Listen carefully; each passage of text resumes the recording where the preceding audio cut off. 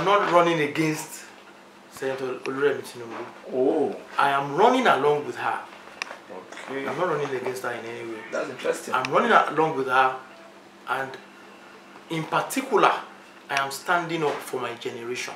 Lukman Oyewole Lawal, or L.O.L. as he is fondly called, is a 41-year-old chartered accountant, governance and social researcher. A man of many parts, Lukman is a true son of the Nigerian soil. Born in Surulere, Lagos, he had his basic tertiary education in accounting at the Olabisi Onabanjo University and went on to the University of Calabar to bag a master's degree in business administration. Lukman can be described as one who has been there and done that, but as a man who never turns a blind eye to the potential of Nigeria's teeming youth population, Lukman formed an NGO called the Ultimate Youth Dream Initiative in 2014, www.ultimateyouth.dream.com, with which he carried out a governance and society situational audit. He has also been involved in social projects like the first ever Surulere's Got Talent, free medical outreach, impact assessment of laws, as well as policies and programs and projects of government. Lukman is happily married with kids and is fast becoming one of Nigeria's leading men of thought. The last time I saw you, we were actually talking about your senatorial ambition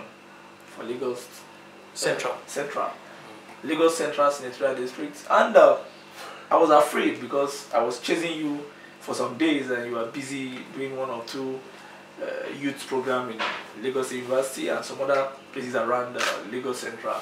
And when I eventually caught you at a youth center somewhere, you told me about contesting senates, and I was really afraid because there's a giant, the person holding that position now appears to be a giant, and then something that came to my mind was the Goliath approach, David Goliath approach, and I said, how is he going to do it? Now your party has just said, okay, we are adopting direct primary. That is one. But look at the monetary aspect, 8.5 million. Sir, are you still determined to go ho-ha to be the Senator of the Republic and represent Lagos Central, especially with the presence of Senator Oluremi Tinubu, who happens to be the wife of a very, very sensitive national leader of your party? Yeah, thank you very much. I've said this before. Okay, sir. You know, that I am not running against Senator Oluremi Tinubu. Oh. I am running along with her. Okay. I'm not running against her in any way. That's interesting. I'm running along with her, and in particular, I am standing up for my generation. She happens to be somebody I respect so much. Asabe Tinubu is somebody I respect so much. I've been following Asabe since he became a senator in 1992, you know, and eventually became our governor, you know. And for me, he has been building legacies, you know, spanning over 2 decades. And, you know, legacies are such that the moment you start building good legacies, you are mentoring some people. As a couple, I have been mentored by them on community development projects, on societal efforts, at advancing, you know, the cause of the common man. So I see them as people that should applaud, you know, my intentions, you know, my aspirations, that, oh, here comes a young man, you know, that is a product of the system. I lost my father at 7. I'm a product of the, you know, free education of the Jacondays, who happens to be my uncle, you know. L.O.L, you know, and for me, I have to give back to my generation, to my society, and I have a lot to offer in knowledge and ideology. You know, I met one of my leaders some time ago when I was contesting, and he said, look, man, you want to be the chairman of Three Local Government? I said, yes. How much do you have? And I laughed. I said, that's sir, a horrible question. You know, I didn't even say it like that. I said, sir, financially I am not there, but I have ideas that can turn this whole place around. And, you know, to the glory of God, that my leader really encouraged me. You know, Honorable Femi Bajabiamila. Okay. He really encouraged me that, oh, I gave him some of my models. I donated them to him, that this is what I have to offer, sir. And he went through them, he was so impressed. And from then on, he started supporting me. That let's give this, you know, kind of young guys a chance. That's a great leader. That's a great leader. So, for me, it is not about money.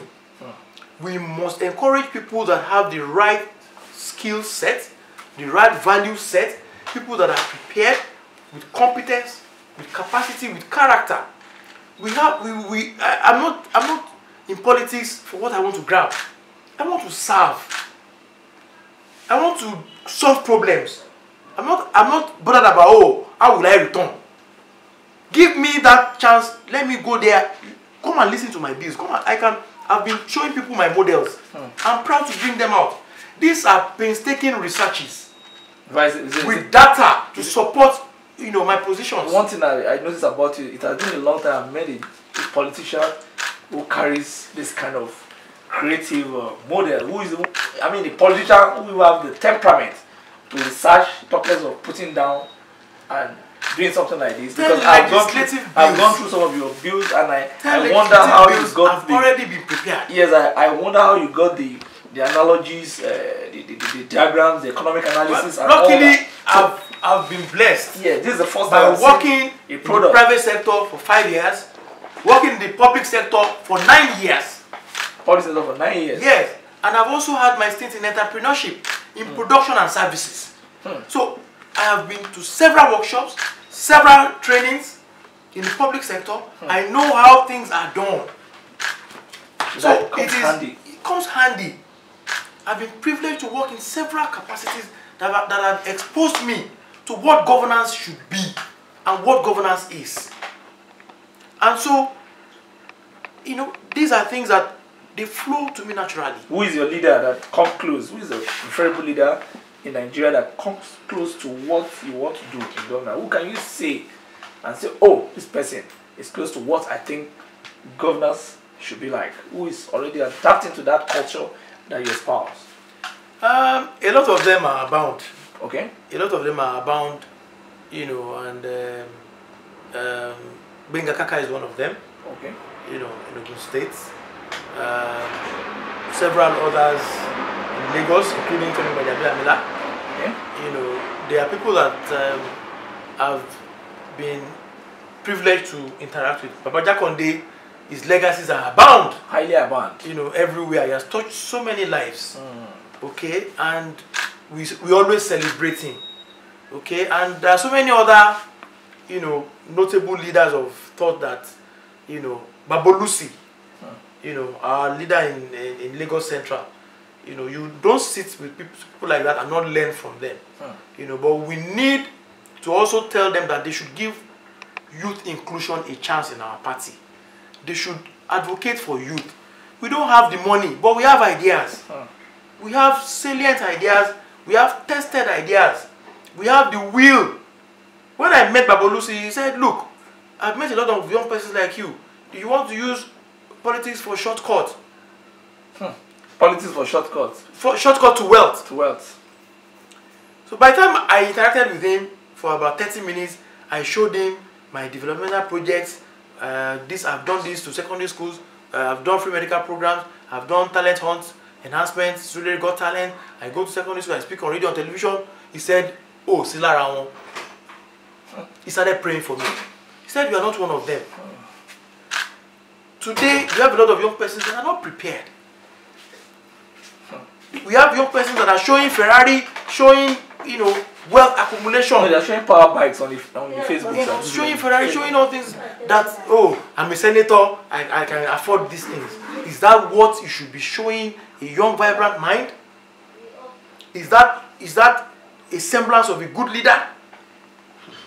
So unfortunately, they have ascribed those kind of elements as part of the leadership of my generation. If you find yourself in the Senate, what is going to be your own way of benefiting your own people? You find yourself in the Senate, what is going to be your chief mission? Thank you very much. Thank you very much. Like I said, I am eminently qualified and I am prepared. I have developed 5 solution models. 1 on education, 2 on youth and social development, 3 on employment and employability, 4 on financial re-engineering, 5 on the creation of an impact assessment unit. Embedded in those 5 models are 10 legislative bills that I hope to sponsor within set timelines I'm not there for power grabbing. I'm not there for media attention. I'm not there for theatrics. We must solve our problems as a people. We must redefine governance. I don't have to be in opposition to do this. I am a member of APC, a founding member of APC, and I'm a youth, and I want youth inclusion in governance. Don't shut us out because we don't have the money to put around and throw around. I am the only candidate that have campaigned in Surulere with a solution model. I am bold to say it. I brought the ESCO members and I showed them on PowerPoint a community wealth creation model I developed that would affect their lives positively. And because a lot of them are semi-illiterate, with due respect to them, I have 75% of pictures to show them what I stand for in politics. And after that, I started receiving death threats. They saw me as a threat. My personal assistants, you know, they started getting telephone calls that they will kill them. This is sad. But we have been undaunted. We have been moving forward. They have asked us to step down several times. We have stepped down. This is annoying. And we are still loyal to the party. They have had people, friends have asked me, let them go and scatter the place. Let them know that you have thugs. I said I don't have thugs. If you show that you have violence, they will call you. I said I don't want them to call me for violence. I go to secondary schools, to young minds, to campaign against cultism and violence. So why would I do violence in politics? I'm not in politics for violence. I'm not in politics as a do or die. But give us a chance. Some of us are prepared to improve the socio-economic well-being of the mass of Nigerians. Some of us don't want to wait till retirement and be groaning that what did I do when I had the opportunity. So that is my plight. So for Senator Oluremi Tinubu, like I had said, I am not running against her. I am running along with her. She has done so much for the Senatorial District in Lagos Central. But as a young person, I am willing and able and God willing to contribute immensely to what she has done for our people in Lagos Central. I believe that I'm a young person. I believe that I can do much more for the young persons in Nigeria, because immediately you become a senator, the whole nation is your constituency. You are making laws. The foundational instrumentality of governance are laws. Laws will give birth to policies of government. Policies will give birth to programs. Programs will give birth to projects. Projects will give birth to daily activities of governance. From those laws, think and keep thinking to improve the lot of our people. We can improve what Nigeria has to offer today by putting square pegs in square holes, round pegs in round holes, by eschewing politics of money, money, money. The other day is about vote buying. Yeah, of course. Now, yes, 5% of electioneering cost is what I'm going to spend for nomination forms. And then you are asking me to look for 8.5 million naira. How am I going to get that? And so the National Working Committee of APC, led by the chairman in the person of Comrade Adams Oshiomhole, we don't want you to destroy the good legacies you have built, from labor unionism to being the governor of a state, and then you are now the chairman of our party. Please, sir, youth inclusion is a must, and youth inclusion must be supported with reduction in the purchase fee for nomination forms. The Not Young to Run bill has been accepted by the president. A lot of young persons are not happy with what you are doing.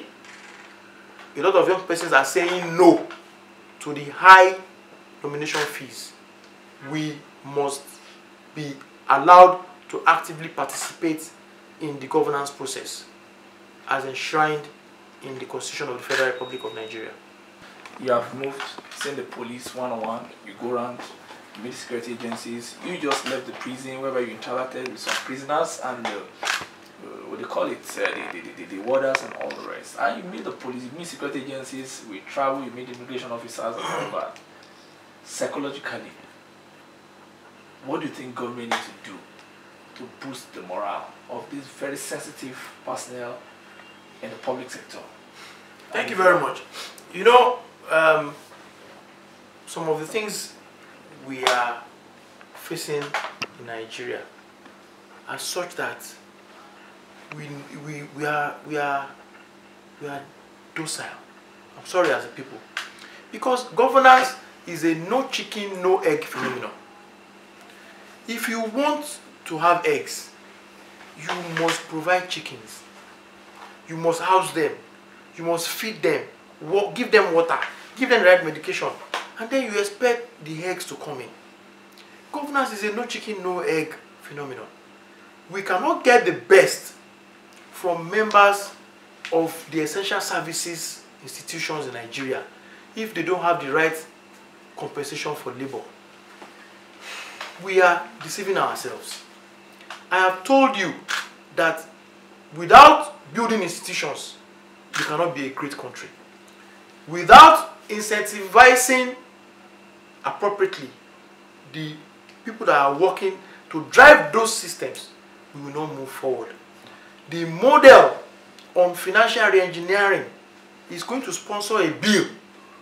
We have a legislative bill that will address the compensation model for labor available to members of the police force, prison service, immigration service, DSS, armed forces. The other day, mobile policemen were protesting non-payment of their allowances in Borno State. In Borno State. So it's very horrible and These are embarrassing situations. Very embarrassing. I know young army officers that have lost their lives defending our territorial integrity. So how are we going to conscientize them? How are we going to let them have that nationalist, passion to defend our territorial integrity if we don't pay them well? Our teachers must be adequately compensated. Our doctors and nurses must be adequately compensated. Ditto other, workers. Today, non-payment of salaries is a thing of pride amongst our chief executives in these various states. A chief executive that is doing salaries is doing housewarming. Some are doing wedding of their children from from Ibadan to Kano, from Kano to some other places. We have lost track with what governance should be about. And if we keep quiet, that means we are conspirators in silence. If you are educated today in Nigeria, if you are exposed, if you are a discerning mind, and you don't speak up for the right thing, then you are a conspirator in silence to what is happening. I am a member of APC. I remain a member of APC because I am a founding member. I believe in the ideology of the party. I believe that President Muhammadu Buhari has done a lot, and we should not use desperacy, to continue in power to scatter our legacies that we have built. We must be circumspect about what we say as APC leadership, about what we do as APC leadership. We must show youth inclusion. The youth leadership of APC National have failed. The Southwest leadership of APC youth have failed by not representing the youth in any way positive.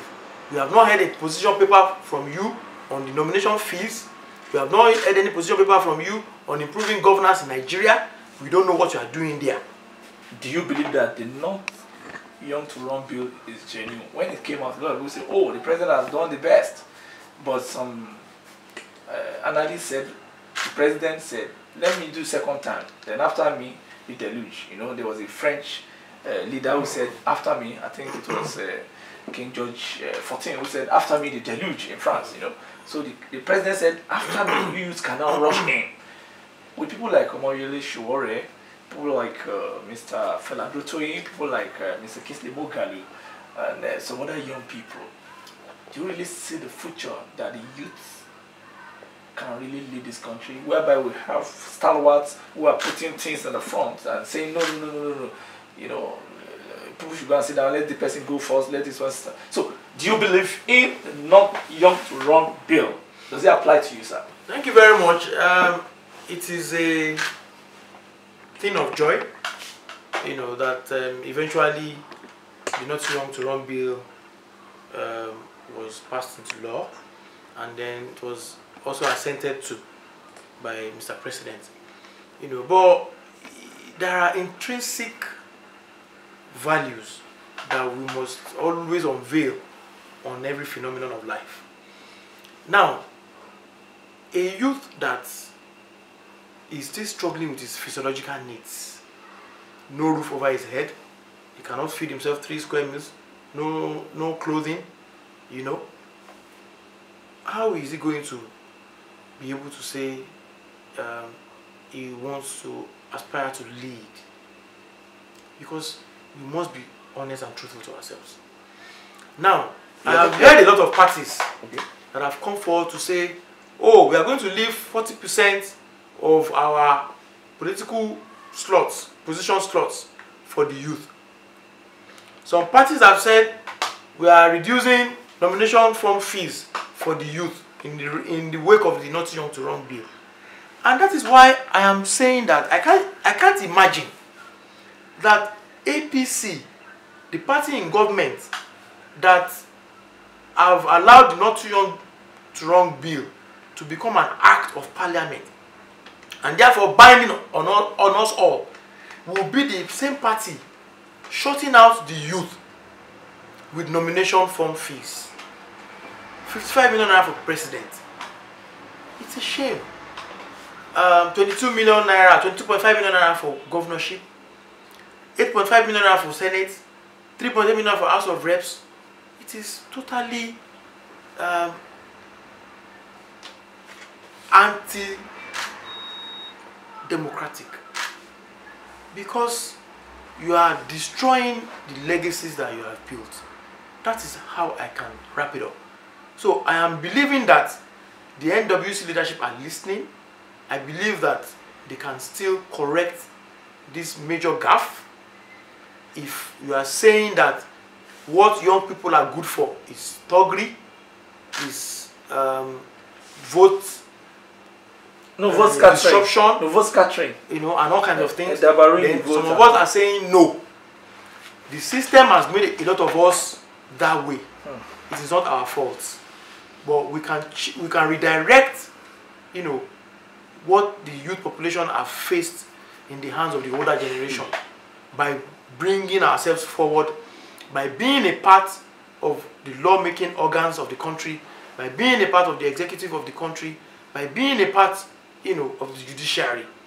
But unfortunately, you cannot be elected to be in the judiciary. So the only 2 arms of government that we can offer ourselves for elective position is the executive and the legislature.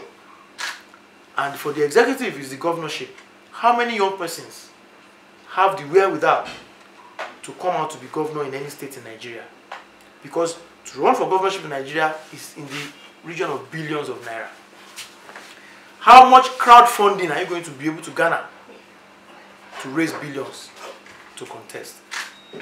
And then we are trying to go to the legislature as House of Reps, as the senators, then you are shutting us out again.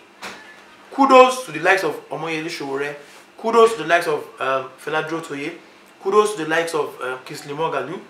They have raised, you know, the level of intelligentsia, of discussion that must be brought to the fore for anybody aspiring to lead any nation. They have improved the awareness of the mass of our people. Unfortunately, a lot of the discerning minds, educated minds, do not participate in the governance process in Nigeria. A lot of the discerning minds, you know, educated minds are in the MTA syndrome class, must travel abroad class. A lot of them are in the diaspora. They don't have the opportunity to vote. But engaging the media, engaging, you know, discussions and debates, robust debates, has really improved, you know, the level of awareness, have improved, you know, the competition, even from my party, the APC. I really give it to them. And I once said to, you know, Feladro Toye on his Instagram that I would have loved him to be in the Senate with me. You know, have 10, 15 young minds, vibrant minds in the Senate that will be away from the shenanigans that we are witnessing, that will be able to chart a new course for the Federal Republic of Nigeria. Because believe you me, it is a very expensive venture for anybody to embark on to say, I want to do politics in Nigeria. So the few of us that have been bringing ourselves forward, it's been a lot of efforts, sacrifice from our wives, from our family and friends, to purchase nomination forms, to do mobilization. I have a lot to show. I've been interviewed close to 100 times in Nigeria on different media platforms, on Channels Television, on Eco FM, on Radio Lagos, on Core Media TV, newspaper publications, free of charge, because of resource content that they are hearing from us. And so I'm appealing to our leaders to think of the greater good of our country. Governance must be with empathy. The vehicle, which is the party, must also show empathy. We don't have to leave APC. We do not have to be shut out because we are financially disempowered. It is a shame, that today we do not look at anything but money, to appreciate a human gesture in Nigeria. So we have, degraded to the level of, if you don't get money, hide your face. We don't have to hide our face because knowledge and ideas rule the world. We will not get to where we are going with only money. We need the knowledge and the ideas to drive that money to where it's going to take us.